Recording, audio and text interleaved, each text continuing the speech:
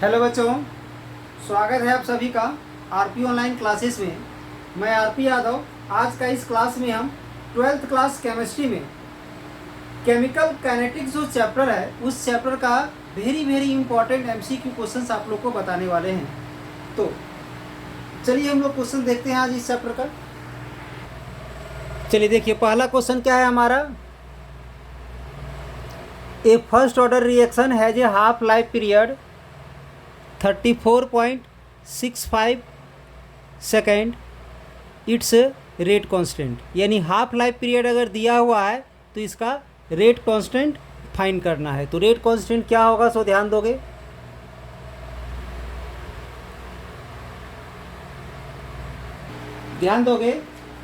Half life period दिया हुआ था 34.65 सेकेंड और रेट कांस्टेंट का ये फॉर्मूला होता है 0.693 divide by T half. T half का वैल्यू पुट करके सॉल्व किए तो 0.02 पर सेकेंड आ गया। यहाँ से डेसिमल हटा के नीचे हम 100 ले लिए, जिसे हम 10 का पावर 2 करके ऊपर लेंगे, यानी 2 × 10⁻² पर सेकेंड आ गया। यानी इसका आंसर क्या हो गया, तो इसका आंसर हो गया हमारा ए नंबर, यानी इसका आंसर हो जाएगा ऑप्शन ए। इसके बाद है question, if a graph is plotted between log k and 1/t for the first order reaction. यानी फर्स्ट ऑर्डर रिएक्शन में एक हमें ग्राफ ड्रॉ करना है log k एंड 1/t के बीच for the first order reaction. The slope of the straight line so obtained is given by. तो जो स्ट्रेट लाइन प्राप्त होगा उस स्ट्रेट लाइन का स्लोप क्या होगा, स्लोप हमें फाइंड करना है। तो ध्यान दोगे एक्टिवेशन एनर्जी में बताया गया होगा आप लोग को। ये एक्टिवेशन एनर्जी में ये फॉर्मूला डिराइव कराया गया होगा। तो इस फॉर्मूला के अनुसार हम लोग अगर यहाँ सॉल्व करते हैं, ध्यान दोगे, log k equal to log a plus log e और पावर में आ जाएगा -EA/RT। क्योंकि पढ़े हो गए आप लोग, log m × n रहता है तो log m plus log n हो जाता है। यानी अगर प्लस इंटू रहता है, log में 2 टर्म रहता है यहाँ पर, जैसे कि log m × n, तो log m plus log n हो जाता है। तो सेम उसी प्रकार से इसको m मान लिया और इस पूरे को n मान लिया।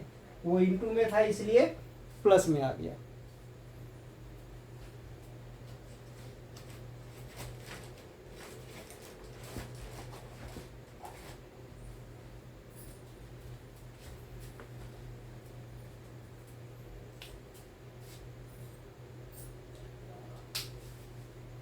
अब ध्यान दोगे यहाँ पर log का जो पावर है वो आगे मल्टीप्लाई हो जाएगा,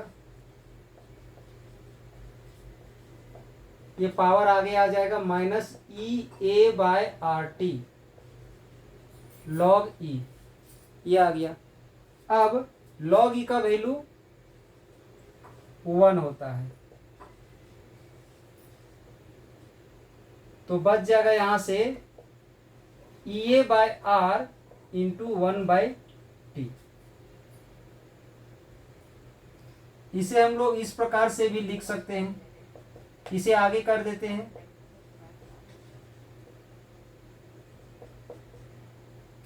प्लस log a। अब इस चीज को ध्यान दोगे, ये जो log है इसे हम लोग शॉर्ट में ln भी लिख सकते हैं।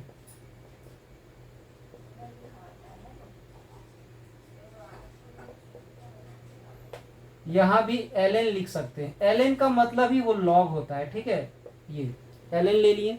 अब एक मैथ में एक इक्वेशन पढ़े होंगे आप लोग, y = mx + c, ये ठीक है। तो इसमें क्या था, ये था हमारा x एक्सिस और ये था मेरा y एक्सिस, ठीक है। तो यहाँ अगर एक लाइन अगर ड्रॉ किया जाए तो इस लाइन का जो स्लोप होता था वो स्लोप क्या होता था, तो m होता था। स्लोप क्या होता था, m।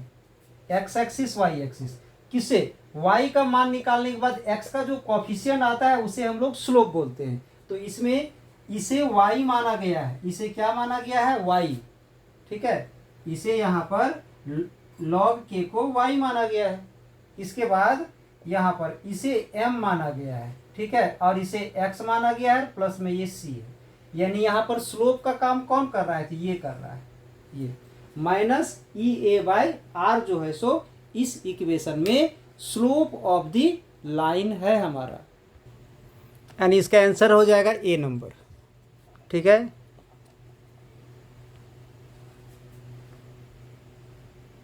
इसके बाद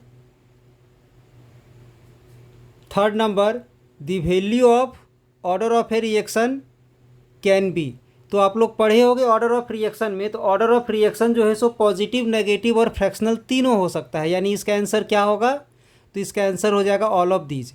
इसके बाद 4 में T half of the first order reaction, first order reaction के लिए T half, first order reaction के लिए टी हाफ अभी एक हम लोग न्यूमेरिकल सॉल्व किए थे सबसे फर्स्ट नंबर, उसमें फॉर्मूला भी अप्लाई किए थे। तो क्या अप्लाई किए थे, 0.693/K।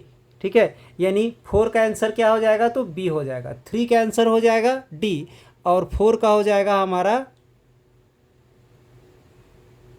B number. इसके बाद 5 में ध्यान दोगे, the specific rate constant for a first order reaction. तो फर्स्ट ऑर्डर रिएक्शन का जो स्पेसिफिक रेट कांस्टेंट जो है वो किस पर डिपेंड करता है, तो वो हमारा डिपेंड करता है टेम्परेचर पर। ठीक है, किस पर डिपेंड करता है, तो टेम्परेचर पर, यानी इसका आंसर हो जाएगा डी नंबर। इसके बाद 6 में ध्यान दोगे, for a chemical change A to B it is found that the rate of reaction doubles, यानी इस रिएक्शन का जो रेट है उसको डबल किया गया है। When the concentration of A is increase 4 times, यानी ए का कंसंट्रेशन को, अगर इसमें ए का कंसंट्रेशन को इंक्रीज किया गया है 4 गुना, तो रेट उसका डबल हो जाता है। तो ऑर्डर ऑफ द रिएक्शन, तो ऑर्डर ऑफ द रिएक्शन को बताना है। ठीक है, ध्यान दोगे, एक रिएक्शन क्या दिया हुआ है, तो रिएक्शन दिया हुआ है ए टू बी, ये रिएक्शन दिया हुआ है। ठीक है, इस रिएक्शन में क्या बोला गया है, हम सपोज कर लेते हैं rate equal to K into A to the power X हम ले लिए, ऐसा ले लिए, रेट को आर से रिप्रेजेंट कर देते हैं।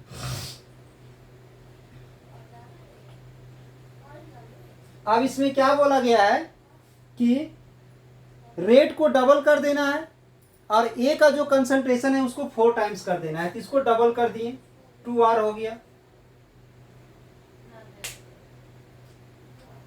इसको 2R कर दिए। ठीक है, और इसका जो कंसंट्रेशन ए है उसको 4 टाइम्स कर दिए, 4 इंटू ए। ठीक है, ऐसा कर दिए।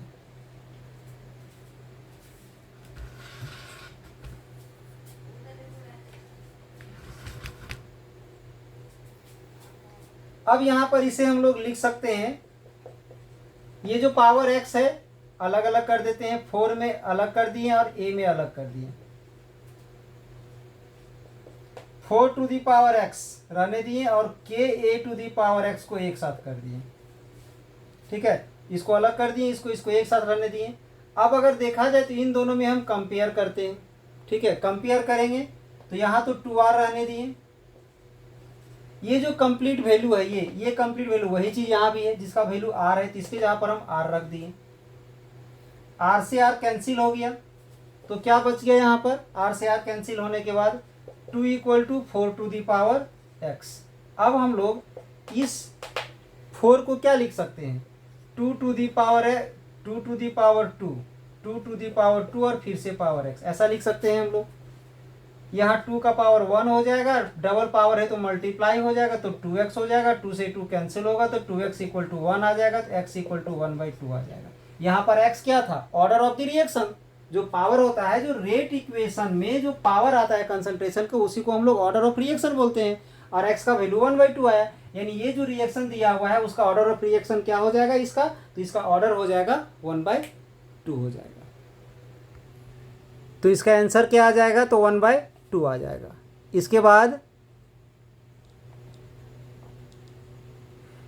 रेडियो एक्टिव डीके फॉलोज दी काइनेटिक्स, तो कौन सा ऑर्डर का होता है, 0 ऑर्डर का या सेकेंड ऑर्डर का या फर्स्ट ऑर्डर का या nth ऑर्डर का। तो आप लोग याद रखोगे जितना सारा रेडियो एक्टिव होता है वो हमारा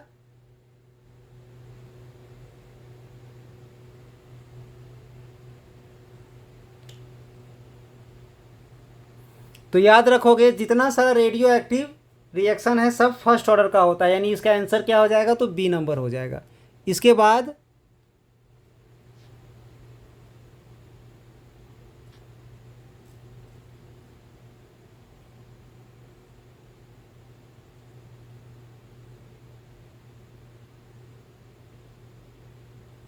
ध्यान दोगे 9 नंबर। 9 में क्या है, H2 प्लस Cl2 से 2HCl बन रहा है, तो इसका ऑर्डर बताना है। तो एक चीज़ ध्यान रहे, इस रिएक्शन का जो रेट है वो H2 पर भी डिपेंड नहीं करता है, Cl2 पर भी डिपेंड नहीं करता है, तो किस पर डिपेंड करता है, तो सनलाइट पर डिपेंड करता है। यानी इसका ऑर्डर ऑफ रिएक्शन क्या हो जाएगा, तो 0 हो जाएगा, यानी इसका आंसर बी नंबर होगा। इसके बाद 9 में unit of the rate constant for the third order reaction, तो थर्ड ऑर्डर रिएक्शन का यूनिट क्या होता है, तो सी नंबर हो जाएगा, मोल टू द पावर -2 लीटर का स्क्वायर और पर सेकेंड। ठीक है। इसके बाद क्वेश्चन नंबर 10 में, क्वेश्चन नंबर 10 का हो जाएगा an example of the trimolecular reaction. Trimolecular reaction, तो इसमें एक ही मॉलिक्यूल पार्टिसिपेट कर रहा है, इसमें 2 मॉलिक्यूल पार्टिसिपेट कर रहा है, इसमें NO का 2 है और Br का 1 है, मतलब ये ट्राईमोलिकुलर रिएक्शन है हमारा, यानी 10 का क्या हो जाएगा आंसर, तो सी नंबर हो जाएगा।